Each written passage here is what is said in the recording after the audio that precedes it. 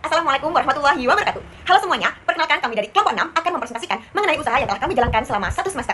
Usaha kami bernama Charm Morris, Charm Aksesoris dengan tagline aksesori manis, gaya romantis ada di Charm Morris. Brand ini memiliki visi untuk menjadi brand aksesori yang inovatif dan kreatif dengan menghadirkan produk unik, terjangkau dan berkualitas untuk mempercantik gaya sekaligus membentuk identitas diri. Untuk lebih lengkapnya, simak penjelasan berikut. Baik, di sini saya akan menjelaskan mengenai latar belakang dan ide usaha. Sebelumnya, perkenalkan nama saya Raffian Sufar dengan NIM 4132510889. Nah, pemilihan ide bisnis Charm Morris atau Charm Accessories ini didasarkan pada perkembangan pesat industri fashion di era modern saat ini, yang dimana mendorong peningkatan signifikan dalam minat dan penggunaan aksesori, terutama di kalangan generasi muda atau lebih dikenal dengan Gen Z. Bagi kaum muda, aksesori tidak hanya berfungsi sebagai pelengkap gaya, tetapi telah bertransformasi menjadi sarana penting untuk mengekspresikan identitas dan kreativitas diri. Fenomena ini diperkuat oleh peran media sosial dan platform digital yang mempercepat penyebaran tren. Nah, memicu keinginan untuk tampil unik dan tidak tertinggal zaman. Untuk melihat besarnya tren dan kebutuhan pasar terhadap produk personalisasi yang unik, nah, Charm Morris hadir untuk menangkap peluang bisnis ini dengan menawarkan inovasi berupa aksesori kreatif dan berkualitas tinggi, seperti keychain, bracelets, dan bag charms yang dirancang dengan model yang menarik dan dipasarkan secara strategis melalui platform media digital. Baik, di sini saya akan menjelaskan mengenai rumusan masalah dan tujuan yang saya jelaskan sendiri. Sebelumnya, perkenalkan nama saya Raffian Sufar dengan NIM 4132510889. Saya mulai dari rumusan masalah terlebih dahulu. Yang pertama adalah bagaimana karakteristik dan kesukaan konsumen terhadap produk aksesori seperti keychain, bracelets, dan bag charm dari Charm Morris. Yang kedua, bagaimana strategi harga yang diterapkan Charm Morris untuk menarik minat konsumen. Yang ketiga, bagaimana tingkat ketertarikan pelanggan yang ditinjau dari sisi packaging dan konsep brand box. Selanjutnya, tujuan. Nah, di sini terdapat 3 tujuan. Yang pertama, kami ingin mengidentifikasi karakteristik dan kesukaan konsumen terhadap produk aksesori seperti keychain, bracelets, dan bag charm dari Charm Morris. Yang kedua, kita ingin mengidentifikasi strategi harga yang digunakan oleh Charm Morris untuk menarik minat konsumen.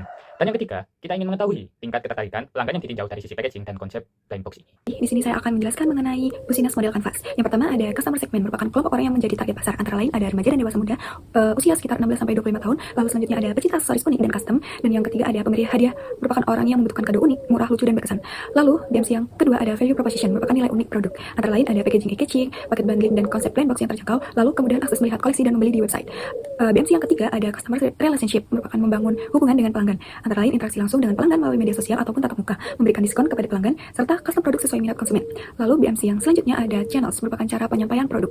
Bisa melalui media sosial seperti Instagram dan TikTok, bisa melalui website Charm Morris. Lalu BMC yang kelima ada key activities, merupakan kegiatan terpenting yang harus dilakukan. Seperti memasarkan Charm Morris melalui direct selling dan pre-order, lalu desain pengelolaan produksi charm baru, dan pengelolaan produksi charm serta pesanan pelanggan.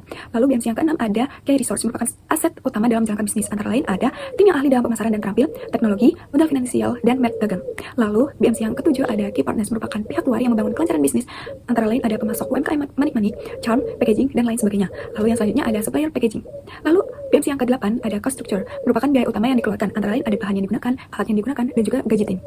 Selanjutnya ada BMC yang terakhir, yaitu revenue stream, merupakan aliran pendapatan dari berbagai sumber. Antara lain ada penjualan secara langsung dan juga jasa custom terbatas seperti desain khusus untuk customer sesuai dengan request yang diminta. Sekian, terima kasih. Berikutnya adalah logo dari Charm Morris. Logo Charm Morris berwarna pink dengan tulisan Charm Morris, Charm Accessories di bagian tengahnya. Secara keseluruhan, logo tersebut melambangkan bahwa setiap produk yang diproduksi oleh Charm Morris tidak hanya berfungsi sebagai hiasan semata, tetapi juga sebagai simbol kenangan dan cerita yang diberikan dengan penuh makna. Seperti yang dijelaskan di awal, bahwa Charm Morris memiliki tagline aksesori manis, gaya romantis ada di Charm Morris. Secara keseluruhan, Charm Morris adalah brand yang menekankan pada aksesori bergaya imut atau lucu, feminim, dan penuh warna. Namun, Charm Morris tidak melupakan kesan elegan minimalis untuk mempercantik momen sehari-hari. Dalam kategori produk aksesori, Charm Morris juga dijual dengan harga yang lebih terjangkau dibandingkan dengan produk-produk yang ada di pasaran. Identitas merek tersebut didasarkan pada jawaban-jawaban yang diperoleh dari responden saat kami melakukan riset primer sebagai rangkaian fiksasi ide dari brand Charm Morris. Kemudian, untuk saluran distribusi, kami memanfaatkan 2 cara, yakni secara offline dan juga secara online. Secara offline, kami melakukan penjualan langsung di kampus Universitas Airlangga dengan cara membawa display produk untuk ditawarkan kepada teman-teman, sehingga dari situlah kemudian kami mampu mendapatkan pelanggan yang mau membeli produk Charm Morris. Selanjutnya, secara online. Secara online, kami memanfaatkan beberapa channel untuk menjangkau pelanggan, seperti WhatsApp, Instagram, dan website khusus dari brand Charm Morris. Di WhatsApp, setiap anggota dari kami melakukan penyebaran pamflet, sehingga dengan relasi dari tiap-tiap anggota dapat membuat Charm Morris tidak terbatas hanya dikenal di kampus Universitas Airlangga saja, tetapi juga dari orang-orang di luar kampus Universitas Airlangga. Kemudian, di Instagram, kami memiliki Instagram khusus Charm Morris, jadi segala informasi pre-order dan katalog dapat dilihat di Instagram kami.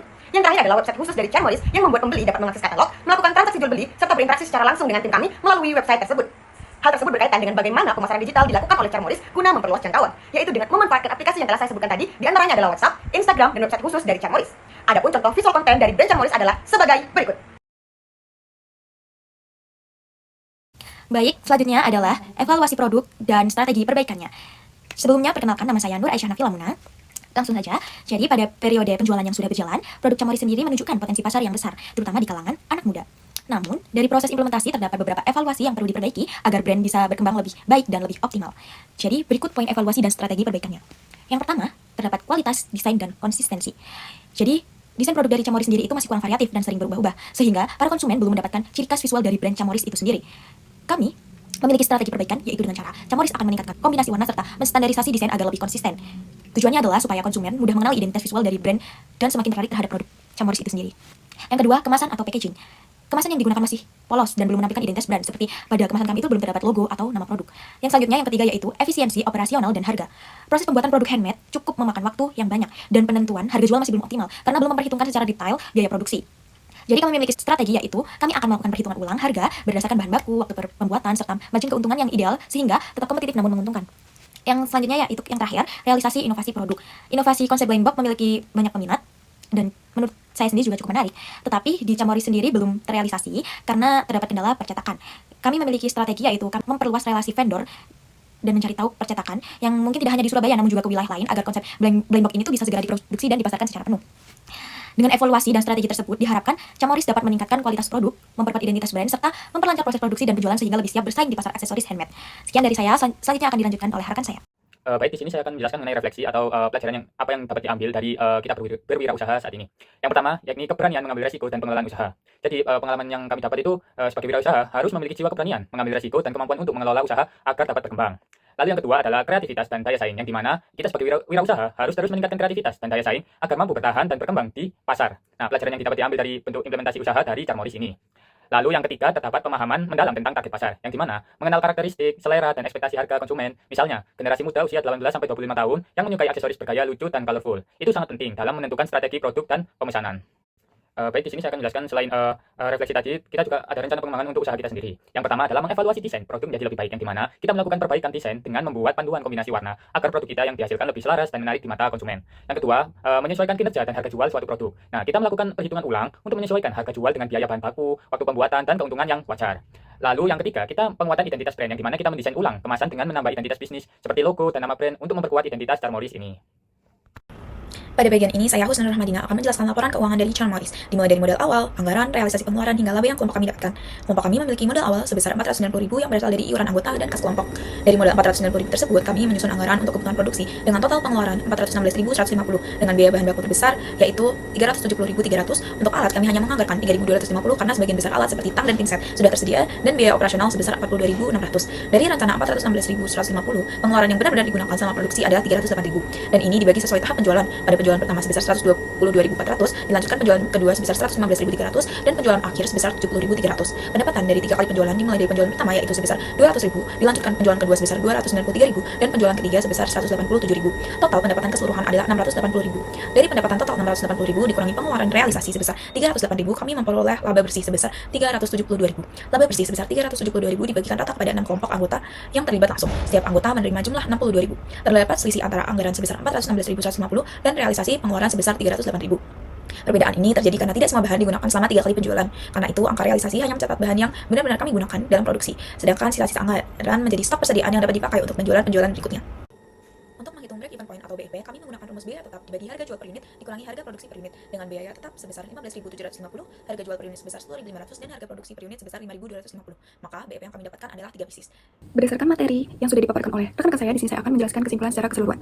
Berdasarkan hasil survei pasar, dapat disimpulkan bahwa Chamoris memiliki potensi pasar yang sangat besar di kalangan generasi Z atau Gen Z dengan rentang usia sekitar 18 hingga 20 tahun yang mendominasi sebanyak 80,3% responden dan menunjukkan minat tinggi terhadap pengguna aksesori.